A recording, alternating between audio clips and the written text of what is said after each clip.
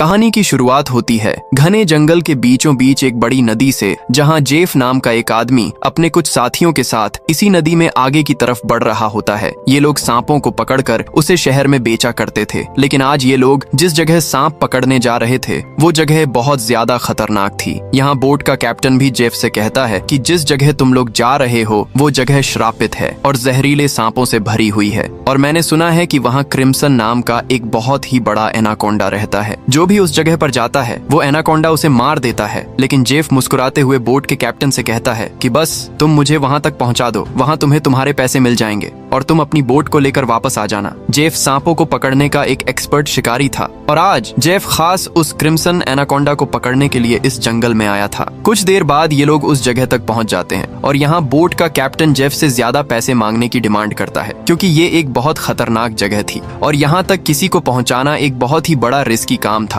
Jeff भी इनकार नहीं करता और वो जेब से पैसे निकालकर उसे दे देता है। लेकिन जैसे ही बोट का कैप्टन पैसे लेने के लिए दोनों हाथ आगे बढ़ाता है तब जेफ जानबूझकर पैसे नीचे गिरा देता है, जिसे खुशी खुशी बोट का कैप्टन उठाने लगता है। पैसे उठाने के बाद जब वो मुस्कुराते हुए जेफ की तरफ देखता है तब जेफ उसके गले में चाकू घोंपकर उसे मार देता है और बेरहमी से उसका गला काटकर नदी के पानी में उसका सिर फेंक देता है। ये सब कुछ नदी के किनारे खड़े जेफ के साथी भी देख रहे थे। जेफ को ऐसा करते देखकर वो दोनों बहुत ज्यादा डर जाते हैं। इसके बाद जेफ अपने दो साथियों के पास आता है और उनसे कहता है कि अगर तुम दोनों ने भी मुझे धोखा देने की कोशिश की तो तुम्हारा भी यही हाल होगा। इसके बाद ये तीनों जंगल में आगे बढ़ते हुए एक जगह पर पहुंचते हैं जहां उन्हें सांपों की एक बड़ी मूर्ति दिखाई देती है और ये देखते हुए जेफ कहता है तो आखिर क्रिम्सन एनाकोंडा की कहानी सच थी। दूसरी तरफ जेफ के साथियों को बहुत सारे सांप मिल जाते हैं जिन्हें देखकर वो भी बहुत ज्यादा खुश हो जाते हैं। इसके बाद ये दोनों जल्दी से सभी सांपों को पकड़कर बैग में बंद करने लगते हैं, जबकि जेफ इन छोटे सांपों पर ध्यान नहीं देता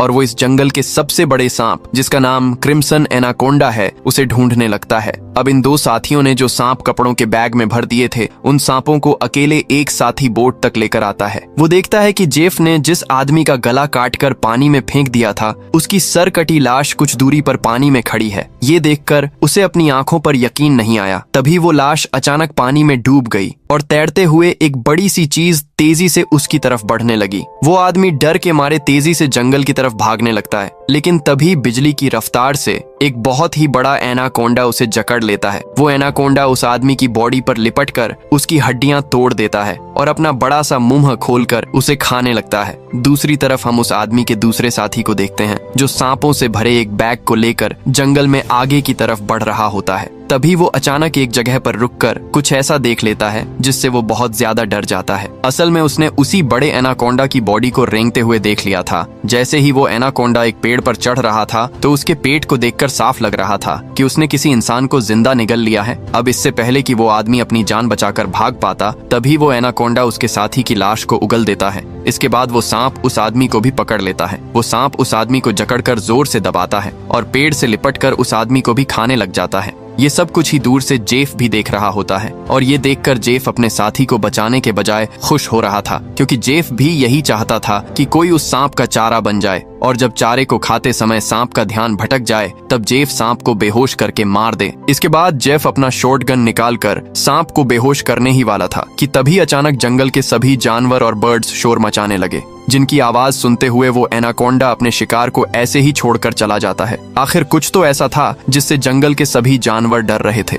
अब यहाँ सीन कट होता है और हमें एक सर्कस शो दिखाया जाता है। ये सर्कस अब बंद होने के कगार पर था। कोई भी इस सर्कस को देखने का इंटरेस्ट नहीं रखता था। यहाँ सर्कस के मालिक के पास बिली यांग नाम का एक लड़का आता है जो सर्कस के मालिक को पैसों से भरा हुआ एक सूटकेस देकर सर्कस में काम करने वाले सभी लोगों को खरीद लेता है, क्योंकि उसने थाईलैंड जाकर एक नया सर्कस खोलने का प्लान बनाया हुआ था। सर्कस के लोग बिल यांग के पास इतने सारे पैसे देखकर परेशान हो जाते हैं, क्योंकि आज से कुछ साल पहले बिल यांग बहुत गरीब हुआ करता था। वो भी इन लोगों के साथ मिलकर सर्कस में काम किया करता था, लेकिन पता नहीं कि बिल यांग अब कौन सा ऐसा काम करने लगा जिससे वो रातों रात इतना अमीर हो गए। अगली सुबह बिल यांग बोट के जरिए सभी लोगों को थाईलैंड ले जाने का प्लान बनाता है। अब क्योंकि बिल यांग ने इन सभी लोगों को खरीद लिया था इसलिए ये सभी उसकी बात मानकर बोट में बैठ जाते हैं और और बोट का कैप्टन बोट को चलाने लगता है। रास्ते में बिल यांग बाथरूम में छिपकर किसी को कॉल करता है और कॉल पर वो सामने वाले से कहता है कि डिलीवरी तैयार है, जल्द ही मैं इन लोगों को लेकर तुम्हारे पास पहुंच जाऊंगा। बिल यंग की इन बातों से हमें पता चलता है कि वो बोट पर मौजूद लोगों के साथ कुछ गलत करने वाला है। कुछ दूर आगे जाने के बाद ये लोग देखते हैं कि आगे का रास्ता बंद है, जहां लकड़ी और कई सारे कंटेनर्स रखकर किसी ने रास्ता रोक दिया था। तब बोट का कैप्टन कहता है कि हम दूसरे रास्ते से जा सकते हैं, लेकिन उस रास्ते से जाते हुए हमें थाईलैंड पहुंचने में बहुत टाइम लगेगा। इसलिए बिल यांग को कैप्टन का आइडिया पसंद नहीं आता। वो कैप्टन को धमकी देता है कि जो भी हो हमें वक्त पर थाईलैंड पहुंचना है, क्योंकि वहां हमारा शो है जिसके पैसे मैं एडवांस ले चुका हूं। अगर हमने शो नहीं किया तो हम बर्बाद हो जाएंगे। कैप्टन कहता है कि अगर तुम लोग लंबे रास्ते से नहीं जाना चाहते तो फिर हमारे पास यही एक रास्ता है। वो कहता है कि हम इन सारी चीजों को बॉम्ब से उड़ा देंगे और अपना रास्ता बनाकर यहाँ से निकल जाएंगे। बिली यंग को कैप्टन की बात ठीक लगती है और वो इसके लिए तैयार हो जाता है, लेकिन उन्हें पता नहीं था कि ये लोग कितनी बड़ी गलती करने जा रहे हैं। इसके बाद ये लोग कंटेनर्स के पास बॉम्ब रखते हैं और फिर उन्हें रिमोट से उड़ा देते हैं। ऐसा करने से उनका रास्ता तो साफ हो गया, लेकिन धमाके की वजह से ढेर सारे सांप उनके बोट पर गिर जाते हैं, क्योंकि उन सभी कंटेनर्स में सांप भरे थे। डर के मारे ये लोग यहाँ वहाँ भागने लगते हैं। अब पूरी बोट सांपों से भर चुकी थी और ये सांप बोट पर मौजूद लोगों को डसने लगते हैं। यहाँ लेनी नाम की एक लड़की समझदारी से काम लेते हुए पाइप के जरिए प्रेशर से पानी खोल देती है और अपने आसपास जितने भी सांप होते हैं सबको बोट से नीचे पानी में गिरा देती है। बिल यांग डर के मारे बोट के बाथरूम में छिप जाता है, लेकिन तभी अचानक बाथरूम की छत टूट जाती है और बहुत सारे सांप बिल यांग के ऊपर गिर जाते हैं। उनसे बचने के लिए वो नदी में कूद जाता है और तैरते हुए किनारे तक पहुंचता है, लेकिन वहां पर भी एक किंग कोबरा उसके सामने आ जाता है। अब इससे पहले कि वो किंग कोबरा बिली को काट पाता, तभी कोई आदमी सांप पर पैर रखकर उसे कुचल देता है और बिली यांग की जान बचा लेता है। ये इंसान कोई और नहीं बल्कि जेफ था। अब जेफ ने बिली की जान बचाई थी, इसलिए बिली उसे अपने बोट पर ले आता है। जेफ यहाँ सभी से झूठ कहता है कि मैं एक वाइल्ड एक्सप्लोरर हूँ और एक एक्सीडेंट की वजह से यहाँ जंगल में फंस गया हूँ। तभी सर्कस के एक आदमी जिसका नाम जियाऊ है, उसके कान में तेज दर्द होने लगता है। दर्द इतना ज्यादा था कि वो नीचे गिर जाता है। जब जेफ उसके कान में गौर से देखता है तो उसे पता चल जाता है कि जियाऊ के कान में तकलीफ क्यों हो रही है। इसके बाद जेफ अपनी उंगली पर एक कट लगाकर उसे जियाऊ के कान के पास ले जाता है और तभी जियाऊ के कान से एक पतला जहरीला सांप निकलकर जेफ की उंगली को काट देता है। लेकिन सांप के काटने के बावजूद जेफ को कुछ नहीं होता और वो उस पतले सांप को पानी में फेंक देता है। ये देखकर लेनी बहुत हैरान हो जाती है और सोचने लगती है कि आखिर सांप के काटने के बाद भी जेफ पर जहर का असर क्यों नहीं हुआ। लेनी भी सांपों के बारे में जानकारी रखती थी। वो जानती थी कि एक सांप के जहर से इम्यून होने के लिए इंसान को बहुत सारा सांप का जहर अपने शरीर में डालना पड़ता है, तब जाकर उस इंसान पर सांप के जहर का असर नहीं होता। ये सारी चीज वो बिली यंग को भी बताती है और कहती है, मुझे जेफ ठीक नहीं लग रहा। तुमने भी देखा कि सांप ने उसे उंगली पर काटा, लेकिन जेफ को कुछ नहीं हुआ। लेकिन बिल यंग लेनी की बातों पर ध्यान नहीं देता और कहता है कि हमें जेफ का शुक्रिया अदा करना चाहिए, क्योंकि उसने मेरी और हमारे एक साथी की जान बचाई है। दूसरी तरफ जेफ इस बोट के कैप्टन से मिलता है। जेफ बोट के कैप्टन को ढेर सारे पैसे देकर एक नक्शा दिखाता है और बोट के कैप्टन से कहता है कि अगर तुमने मुझे नक्शे पर बताई गई जगह पर पहुंचाया तो मैं वहां पहुंचकर तुम्हें और भी ढेर सारे पैसे दूंगा। कैप्टन उस जगह का नाम सुनते ही बंदूक उठाकर जेफ पर तान देता है। वो कहता है कि अगर दोबारा तुमने वहां जाने की बात की तो मैं तुम्हें गोली मार दूंगा। दरअसल कैप्टन भी उस जगह के बारे में जानता था कि वहां एक बहुत ही खतरनाक क्रिम्जन नाम का एनाकोंडा रहता है। ये सुनकर जेफ वहां से चला जाता है। कैप्टन बोट में बैठकर मछलियां पकड़ने लगता है, लेकिन तभी हम देखते हैं कि कैप्टन जिस फिशिंग रोड से मछलियां पकड़ रहा था, वो फिशिंग रोड नीचे से कोई जोर से खींचता है, जिसकी वजह से वो फिशिंग रोड कैप्टन के हाथ से छूटकर नीचे गिर जाती है। अब कैप्टन उस फिशिंग रोड को उठाने के लिए नीचे झुकता है, लेकिन तभी उसे कोई पानी में नीचे खींच लेता है। दरअसल कैप्टन को किसी और ने नहीं बल्कि जेफ ने पानी में नीचे खींचा था। कैप्टन को मारने के बाद जेफ कैप्टन की बॉडी को उस जंगल में मौजूद एनाकोंडा को बुलाने के लिए चारे के तौर पर इस्तेमाल करता है। कुछ देर बाद सभी कैप्टन को ढूंढने लगते हैं, लेकिन बोट का कैप्टन उन लोगों को कहीं पर भी नहीं मिलता। लेनी को जेफ पर शक होने लगता है कि कहीं जेफ ने उसे मार तो नहीं दिया। वो जेफ से पूछती है कि कैप्टन कहाँ है, लेकिन जेफ कहता है कि मुझे कैप्टन के बारे में कुछ भी नहीं पता। वो ये भी कहता है कि ये जंगल है, यहाँ इंसानों का गायब होना आम बात है। तभी अचानक पूरे जंगल में एक अजीब सा शोर छा जाता है। जंगल के सभी परिंदे और जानवर शोर मचाकर भागने लगते हैं। तभी एकदम से उन सबको पानी में कुछ अजीब सी हलचल सुनाई देती है। एक साथी कहता है कि ये आवाज कैसी है। तब जेफ खुश होकर कहता है कि कुछ बड़ा आने वाला है। जेफ की खुशी से ये साफ जाहिर हो रहा था कि जैसे वो इस आने वाले खतरे का इंतजार कर रहा था। तभी हम देखते हैं कि नदी की गहराई में एक बहुत ही बड़ा अनाकोंडा जेफ के लगाए जाल की तरफ बढ़ रहा है। जेफ का लगाया हुआ फिशिंग रोड जोरों से नीचे की तरफ खींचता है। अब जेफ एनाकोंडा को पकड़ने के लिए फिशिंग रोड को पकड़ने की कोशिश करता है, लेकिन वो एनाकोंडा इतनी आसानी से जेफ के जाल में कहां फंसने वाला था। तभी वो एनाकोंडा उनके सामने आ जाता है। ये एनाकोंडा आकार में बहुत बड़ा और बेहद डरावना था, जिसे देखकर सबके गले में सांसें अटक जाती हैं। जेफ ने जो फिशिंग रोड की रस्सी पकड़ी हुई थी, एनाकोंडा उस रस्सी को जोर से खींचता है, जिससे जेफ नीचे पानी में गिर जाता है। वो एनाकोंडा जेफ को पानी में इधर उधर पटकने लगता है, लेकिन जेफ इतनी आसानी से हार मानने वाला नहीं था। वो खुद को बचाने के लिए तैरते हुए उसी नदी में मौजूद एक छोटी बोट पर चढ़ जाता है और एनाकोंडा को पकड़ने वाले जाल की रस्सी को उसी बोट से बांध लेता है। अब वो बोट पर खड़े होकर एक नुकीले औजार से उस एनाकोंडा पर वार करता है, लेकिन उस वार से एनाकोंडा पर कुछ ज्यादा असर नहीं होता। एनाकोंडा जेफ को पकड़ लेता है। वो एनाकोंडा जेफ के साथ साथ उस बोट के ऊपर लिपट कर नीचे पानी में डुबो देता है। दूर खड़े ये लोग ये सब कुछ देख रहे थे और उन्हें लगता है कि जेफ मारा गया, लेकिन अगले ही पल जेफ तैरता हुआ पीछे से वापस बोट में आ जाता है। ये देखकर सभी लोग हैरान रह जाते हैं। अब जेफ फिर से पानी में एनाकोंडा ढूंढने लगता है, लेकिन उसे नहीं पता था कि एनाकोंडा अब पानी में नहीं बल्कि उसके पीछे बोट की छत पर है। एनाकोंडा सबके सामने अपने मुंह से कैप्टन की बॉडी को उगल देता है। ये देखकर बोट पर सभी लोग बहुत डर जाते हैं। ये लोग एनाकोंडा से खुद को बचाने के लिए इधर उधर भागने लगते हैं। वो एनाकोंडा कमरे में बंद सर्कस के दो साथियों को मारने ही वाला था कि तभी पीछे से जेफ हाथ में एक नुकीला औजार लिए एनाकोंडा पर हमला कर देता है, जिससे एनाकोंडा और भी ज्यादा गुस्सा हो जाता है और अब एनाकोंडा जेफ की तरफ बढ़ने लगता है। लेकिन जेफ एनाकोंडा से खुद को बचाते हुए उससे छिप जाता है, मगर एनाकोंडा भी जेफ का पीछा नहीं छोड़ता। वो जेफ को ढूंढने के लिए बोट के अंदर घुस जाता है, जहां बोट के अंदर सर्कस के बाकी लोग भी छिपे हुए थे। लकीली एनाकोंडा बिली और डायना को देख नहीं पाता। वो उनके ऊपर से रेंगते हुए खिड़की से होकर बोट से बाहर निकल जाता है। ये सभी लोग बोट के कोने कोने में छिपे हुए थे।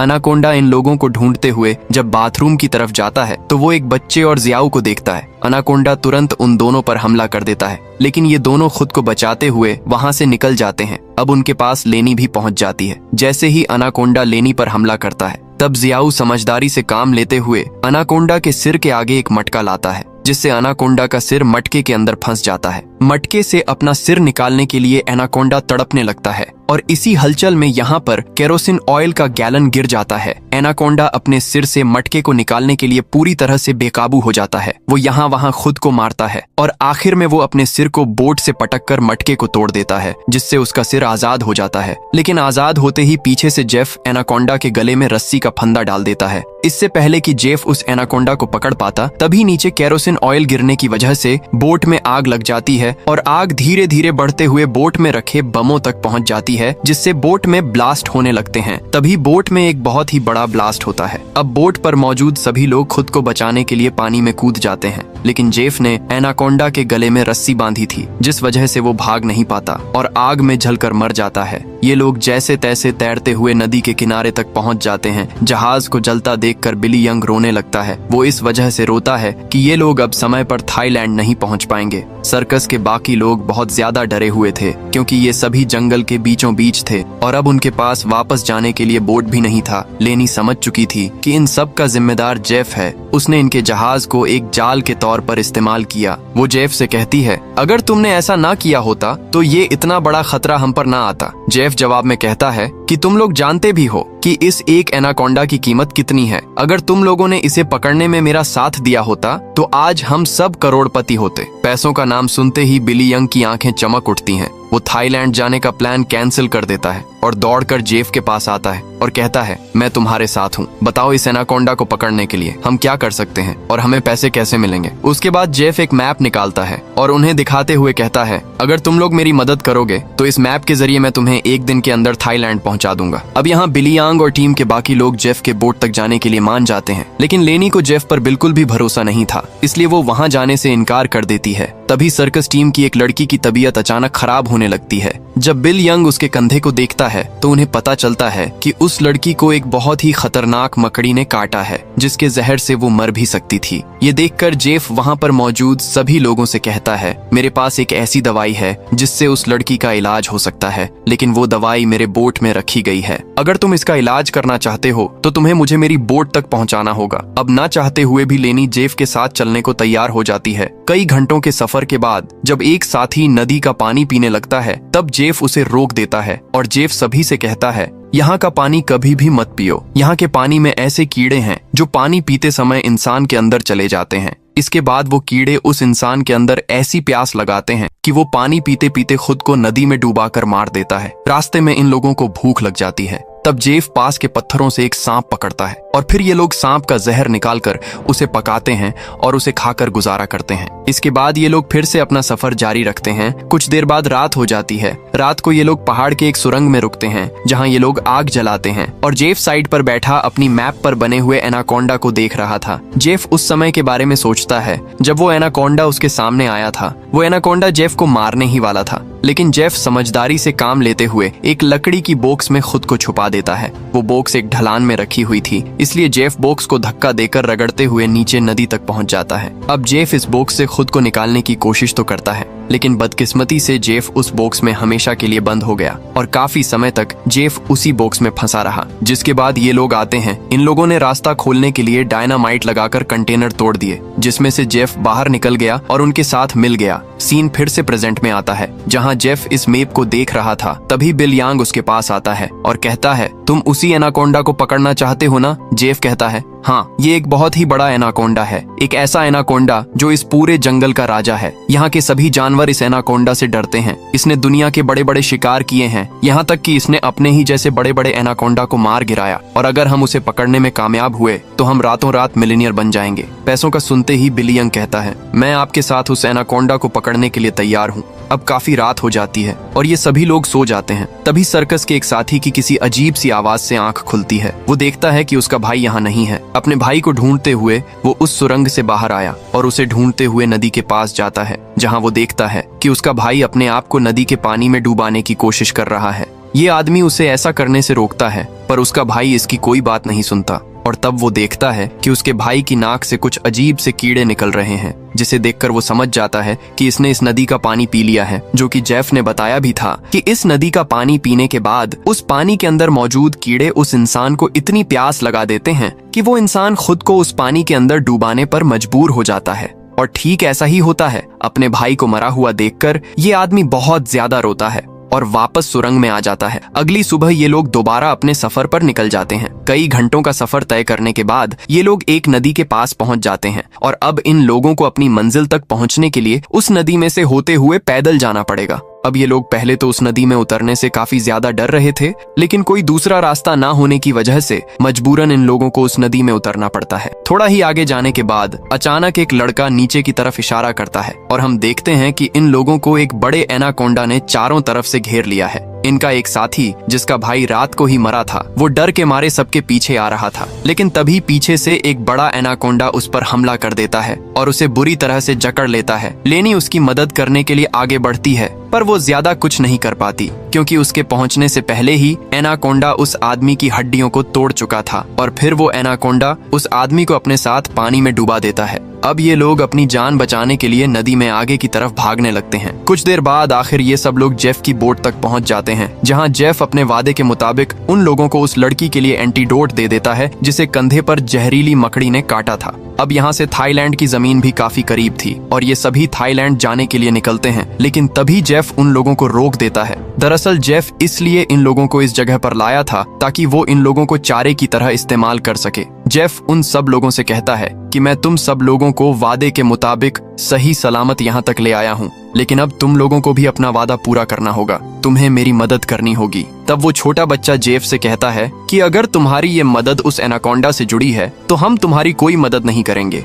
इनकी ये बातें सुनते ही जेफ अपनी बंदूक निकाल लेता है और बिल यंग भी चाकू निकालकर उसका साथ देने लगता है। बिल यंग सभी से कहता है कि जेफ जो भी कह रहा है तुम्हें उसकी बात माननी चाहिए। यहाँ लेनी कहती है कि तुम लोग पागल तो नहीं हो गए हो, उस एनाकोंडा को पकड़ना बहुत मुश्किल है, क्यों तुम लोग अपनी जान से हाथ धोना चाहते हो? जेफ कहता है, हाँ, तुम ठीक कह रही हो, उस एनाकोंडा को पकड़ना मुश्किल तो है पर नामुमकिन नहीं, क्योंकि उस एनाकोंडा को खाते हुए जब उसका ध्यान भटक जाए तब उसे पकड़ा जा सकता है। उसके बाद बिल यांग और जेफ सर्कस टीम के 2 लोगों को रस्सी से बांधकर सांप का चारा बनाते हैं। वो बच्चा बिली यंग से कहता है, तुम ऐसा क्यों कर रहे हो? सोचो अगर हम लोग मर गए तो तुम्हारी सर्कस में कौन परफॉर्म करेगा? ये सुनकर बिल यंग जोर जोर से हंसने लगता है और उस बच्चे से कहता है कि क्या तुम लोगों ने कभी सोचा नहीं कि मैं इतनी जल्दी कुछ ही सालों में इतना अमीर कैसे हुआ? अरे पागलों, मैं तुम लोगों को थाईलैंड में सर्कस के लिए थोड़ी लेके जा रहा था। मैं तो तुम्हारी बॉडी के ऑर्गन्स को बेचकर बहुत सारा पैसा कमाने वाला था और यही मेरा बिजनेस है। लेकिन अब देखो, मैंने अपना प्लान चेंज कर दिया। अब मैं जेफ के साथ मिल गया हूँ, क्योंकि मैं जानता हूँ कि तुम्हारे बॉडी पार्ट्स से भी ज्यादा पैसे मुझे ये एनाकोंडा दे सकता है। दूसरी तरफ जेफ ने उन 2 लड़कियों को भी बांध दिया था और अब वो एक लड़की से बदतमीजी करने लगा था। अब यहाँ वो लड़की समझदारी से काम लेते हुए ऐसा दिखाती है कि वो जेफ का साथ देना चाहती है। जेफ उसकी चाल को समझ नहीं पाता। वो लड़की जेफ के करीब आकर जेफ के बालों में हाथ मारने लगती है और मौका मिलते ही वो लड़की जेफ की पॉकेट से गन निकालकर जेफ पर तान देती है। अब वो लड़की जैसे ही जेफ को शूट करती है तो बंदूक से गोली नहीं चलती, क्योंकि उसको बंदूक का लॉक खोलना नहीं आ रहा था। अब जेफ गुस्से में आकर उससे बंदूक छीन लेता है और उसी लड़की पर तान कर उसे मारने ही वाला होता है कि तब तक लेनी ने भी खुद को आजाद कर लिया था और वो एक शीशे के नुकीले टुकड़े से जेफ के पेट पर वार करती है। अब जेफ लेनी को धक्का देकर पीछे धकेल देता है, लेकिन तब वो दूसरी लड़की भी जेफ पर हमला कर देती है और पीछे से लेनी भी जेफ से बंदूक छीनने की कोशिश करती है। इसी हाथापाई में गोली चलने की आवाज आती है, लेकिन पता नहीं चल पाता कि ये गोली किसको लगी। दूसरी तरफ हम उन 2 लोगों को देखते हैं जिन्हें बिल यांग ने एनाकोंडा के लिए चारा बनाया था। वो दोनों बेचारे डर के मारे तड़प रहे होते हैं। कुछ देर बाद एक बड़ा सा एनाकोंडा उन दोनों को खाने के लिए धीरे धीरे उनकी तरफ बढ़ने लगता है,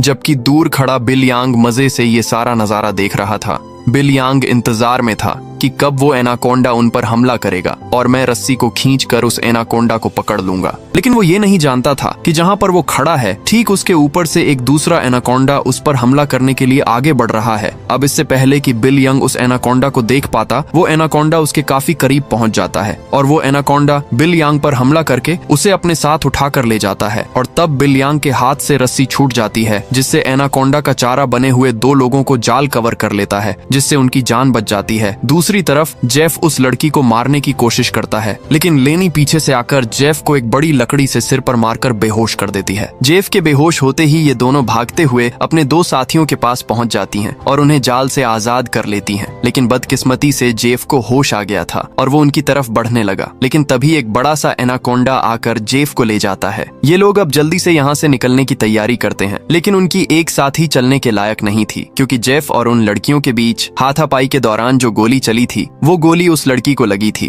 कुछ देर बाद वो लड़की उनकी नजरों के सामने दम तोड़ देती है। अब बचे हुए 3 लोग अपनी जान बचाने के लिए जेफ की बोट में बैठकर नदी से होते हुए यहाँ से निकलने लगते हैं, लेकिन तभी पीछे से जियाओ को कोई चीज लगती है। जब वो कंधे से उस चीज को उतार कर देखता है तो उसे पता चलता है कि ये एक बेहोशी वाला इंजेक्शन है। कुछ ही सेकंड बाद जियाओ बेहोश हो जाता है और जियाओ को बेहोश करने वाला कोई और नहीं बल्कि जेफ ही था, यानी उस एनाकोंडा के हमले से भी वो बच गया था और उसने एनाकोंडा का सिर काटकर उसे मार दिया था। अब जेफ उन तीनों को पकड़कर एनाकोंडा के चारे के लिए बांध देता है और उनके चारों तरफ तेज धार वाली लोहे की तार बांध देता है और साथ में वहाँ पर खून भी छिड़क देता है, जिसके बाद वो उनके जाल की रस्सी को पकड़कर यहाँ से कुछ दूर खड़ा हो जाता है। कुछ देर बाद कई सारे एनाकोंडास खून को सूंघते हुए उन तीनों की तरफ बढ़ने लगते हैं। ये तीनों बहुत ज्यादा डरे हुए होते हैं और उनको अपनी मौत आंखों के सामने नजर आ रही होती है। ये सभी एनाकोंडास उन तीनों को मारने के लिए उनके काफी करीब पहुंच जाते हैं, लेकिन तभी एक बार फिर से जंगल के सभी जानवर शोर मचाकर भागने लगते हैं और यहाँ पर मौजूद सभी एनाकोंडास भी किसी को देखकर एक एक करके भागने लगते हैं। लेकिन एक एनाकोंडा अभी भी उन तीनों को मारने के लिए रुका हुआ था, पर तभी वहाँ पर क्रिम्सन एनाकोंडा आ जाता है और वो उस अकेले रुके हुए सांप पर हमला करके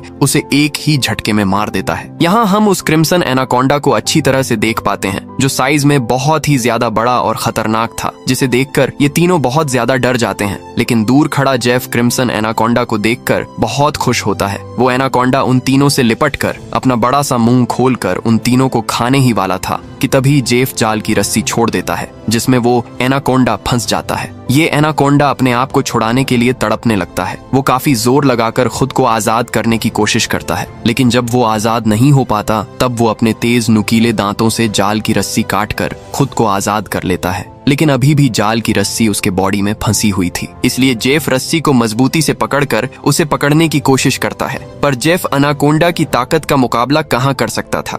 जेफ उसे पकड़ने की कोशिश में 2 पेड़ों के बीच फंस जाता है और अब वो उन पेड़ों से बाहर निकल नहीं पाता और मौके का फायदा उठाते हुए वो क्रिम्सन एनाकोंडा जेफ की तरफ बढ़ने लगता है और जेफ को पकड़कर बुरी तरह से जकड़ने लगता है। ये 3 लोग भी अपनी आंखों से ये सारा नजारा देख रहे थे और डर के मारे जल्दी से खुद को छुड़ाने की कोशिश करते हैं, क्योंकि उन्हें पता था कि जेफ के बाद उनकी बारी है। ये लोग खुद को छुड़ाने का हर मुमकिन तरीका अपनाते हैं, लेकिन ये लोग उस जाल से निकल नहीं पाते। तभी वो छोटा लड़का अपने आप को बचाने के लिए अपने दांतों से जाल की रस्सी काटने में लग जाता है और काफी कोशिश के बाद वो रस्सी का कुछ हिस्सा काट लेता है। अब थोड़ी ही रस्सी बची थी, इसलिए वो अपने दांतों की पूरी ताकत लगाकर रस्सी को काटने लगता है, जिससे उसके दांतों से खून आने लगता है। यहाँ क्रिम्सन एनाकोंडा जेफ को बुरी तरह से जकड़ लेता है और वो जेफ को दबाकर उसकी हड्डियां तोड़ने लगता है, जिसके बाद वो क्रिम्सन एनाकोंडा जेफ को भी जिंदा निगल लेता है। दूसरी तरफ वो बच्चा अपने दांतों से रस्सी तोड़ने में कामयाब हो जाता है और वो उन दोनों को भी आजाद कर लेता है और ये लोग नदी की तरफ भागने लगते हैं। लेकिन जेफ को मारने के बाद अब वो क्रिम्सन एनाकोंडा उनके पीछे पड़ जाता है।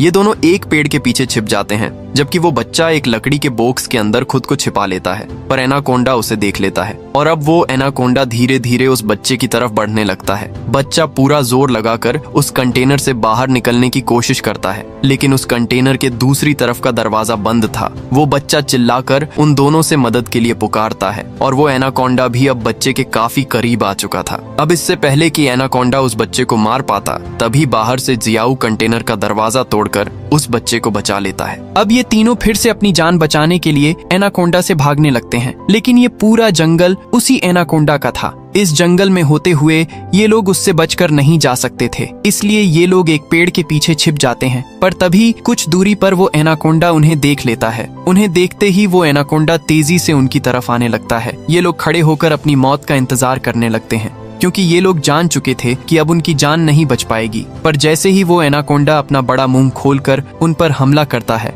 तभी एक मजबूत लोहे की नुकीली तार से उसका सिर बीच से कट जाता है। ये नुकीली तार असल में जेफ ने बिछाई थी, जिससे क्रिम्सन एनाकोंडा का खात्मा हो जाता है। ये लोग यकीन नहीं करते कि उनकी जान बच गई और ये लोग काफी देर तक उसकी बॉडी को देखते रहते हैं और फाइनली ये लोग जल्दी से उस जंगल को छोड़कर यहाँ से निकल जाते हैं और इसी सीन के साथ ये कहानी यहीं पर खत्म हो जाती है। दोस्तों, आपको वीडियो कैसी लगी? लाइक एंड कमेंट करके जरूर बताना। मिलते हैं अगली शानदार वीडियो में, तब तक के लिए सब्सक्राइब बटन दबा दो।